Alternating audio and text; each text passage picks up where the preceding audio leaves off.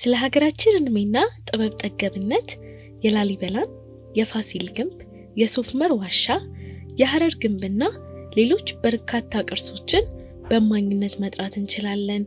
ነገር ግን በኢትዮጵያ ውስጥ ጥቅጥቅ ባለ ጫካና በእሳተ ገሞራ አመድ ተሸፍና ለዘመናት መልኳ የጠፋ በአንድ ወቅት ግን በወርቅና ባህር የተንቆጠቆጠች ታሪካዊ ከተማ እንዳለች ያውቃሉ? ይህች ከተማ ለዘመናት ከካርታ ላይ ጠፍታ ነበር። ነገር ግን በ16ኛው ክፍለ ዘመን ለተነሳው የአህመድ ግራኝ ጦርነት ዋነኛ የገንዘብና የጦር መሳሪያ ምንጭ ነበረች። እነሆ ዛሬ ይህችን የታሪክ ብር በቅጡ ያልዘከራትን የኢትዮጵያን ኤልዶራዶ ወይም የጠፋችውን የወርቅ ከተማ ገንደበሎን ፍለጋ ወደ ሰሜን ሸዋ ሸለቆች አብረን እንወርዳለን። ከግሎባል ቮይስ ኔትወርክ ጽናት ዳንኤል ነኝ። ፍለጋችን የሚጀምረው ታዲያ በአንድ የሐረር ገበያ ውስጥ በተገኘ የስኳር መጠቅለያ ወረቀት ነው። ታሪካችን የሚጀምረው እንደ አውሮፓውያን አቆጣጠር በ1936 ዓ.ም ነው። ኤንሪኮ ቼሩሌ የተባለ ጣሊያናዊ ታሪክ ተመራማሪ በሐረር ጀጎል ገበያ ውስጥ ሲዘዋወር አንድ ነጋዴ ስኳር የሚሸጥበትን ያረጀ ወረቀት በአጋጣሚ ያያል። ቼሩሌ ወረቀቱን ተቀብሎ ሲመለከተው ደነገጠ። ወረቀቱ በጥንታዊ አጃሚ ቋንቋ የተጻፈና ስለ አንዲት የጠፋች ከተማ የሚናገር ብርቅዬ ታሪክ ሰነድ ነው። ከ70 ዓመታት በኋላ ፈረንሳውያን አርኪኦሎጂስቶች ይህንን ወረቀትና የድሮ የቬነስ ተጓዦችን ማስታወሻ መነሻ በማድረግ ወደ ሰሜን ሸዋ በረሃዎች ያቀኑ። ጫካውን፣ ቁልቁለትና ገደሉን አቋርጠው እየሄዱ ሳለ ያላሰቡትን ድንቅ ነገር አገኙ።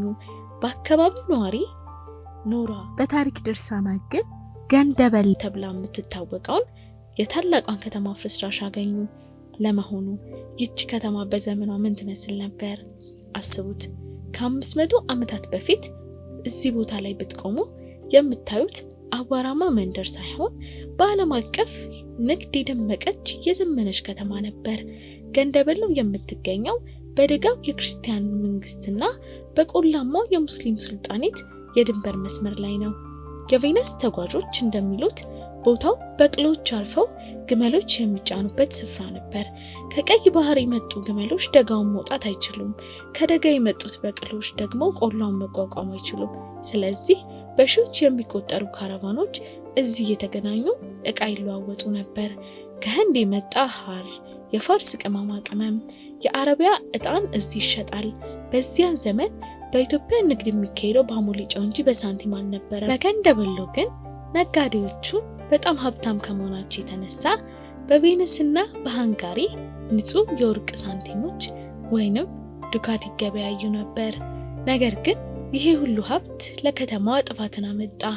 እንደ አውሮፓውያን አቆጣጠር በ1527 ዓመተ ምህረት አህመድ ግራኝ የደጋውን ክፍል ለመውረድ ሲነሳ መጀመሪያ የመጣው ወደዚች ወርቅ ወደ ሞላባት ገንደበሎ ከተማ ነበር። የከተማዋ ሙስሊም ነጋዴዎች ለኢማሙ እጅግ ከፍተኛ መጠን ያለው ወርቅ በስጦታ አበረከቱለት። በተመሳሳይ ጊዜ የክርስቲያኑ ንጉስ አጼ ልብነ ድንግል ነጋዴዎች ለንጉሱ ሊልኩ ያከማቹትን የሀገር ሀብት መጋዘን ውስጥ ደብቀውት ሄደው ነበር። አህመድ ግራኝ ንብረቱን በሙሉ ወረሰ።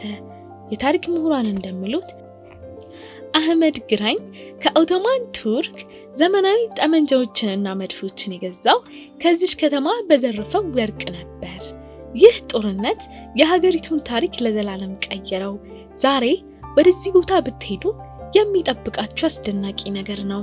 እስካሁን በኢትዮጵያ ከተገኙት ጥንታዊ መስጊዶች ሁሉ በትልቅነቱ አንደኛ የሆነው የኖራ ታላቁ መስጊድ ግድግዳዎች ዛሬም ድረስ በጥንካሬ ቆመው ይታያሉ። ዙሪያውን ደግሞ በጥንታዊ የአረበኛ ፊደላት የተጻፈባቸው በሺዎች የሚቆጠሩ መቃብሮች አሉ። ቦታው ምንም አይነት ሆቴል ወይንም አስፋልት የሌለው ተፈጥሮ እንደጠበቀችው ያለ ክፍት የከተማ ሙዚየም ነው። ይህችን የጠፋች ከተማ ለመጎብኘት ወደ ሰሜን ሸዋ ወይንም ሸዋሮቢት በመጓዝ ቁልቁል ወደ በረሃማው ሸለቆ በእግር መጓዝን ይጠይቃል። ቸር ሰንብቱ።